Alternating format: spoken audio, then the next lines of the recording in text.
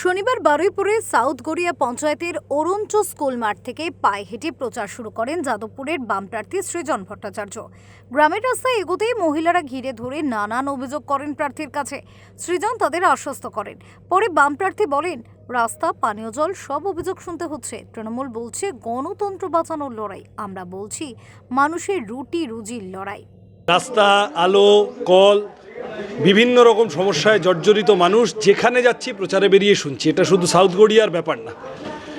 আমরা এই জন্য প্রথম দিন থেকে বলছি যে রুজি রুটির সমস্যার সমাধান করাটাই রাজনীতিবিদদের কাজ। তৃণমূল এখন বেরিয়ে রাস্তায় এইগুলো শুনছে, প্যাঁচে পড়েছে, এখন বলছে এইটা রুজি রুটির ভোট না, এইটা লোকসভা ভোট। কী সব শুনছিলাম, গণতন্ত্র, ধর্মনিরপেক্ষতা, সার্বভৌমত্ব, এইসব বড় বড় শব্দ, যার সাথে তৃণমূলের কোনো সম্পর্ক নেই, সেই সব এখন বলতে শুরু করেছে। কারণ বুঝতে পারছে যে যেই রুজি রুটির কথা আসবে, যেই জল, কল, রাস্তা, আলো, স্কুল, কলেজ, হাসপাতালের কথা আসবে, তৃণমূল প্যাঁচে পড়বে। মানুষ তাদেরকে ছেঁকে ধরছেন যে তোমরা পঞ্চায়েতে লুট করলে, তারপরে কি করলে, কোন কাজটা করলে, তোমাদের এমএলএ এমপি সব মিলিয়ে। ফলত আমরা মানুষের কাছে গিয়ে বলছি যে জিততে হবে, জেতাতে হবে লাল ঝান্ডাকে। এদিন কাটা খাল হয়ে সাউথ গড়িয়া পঞ্চায়েতের দিকে গ্রামে গ্রামে ঘোরেন বাম প্রার্থী, সারেন জনসংযোগ।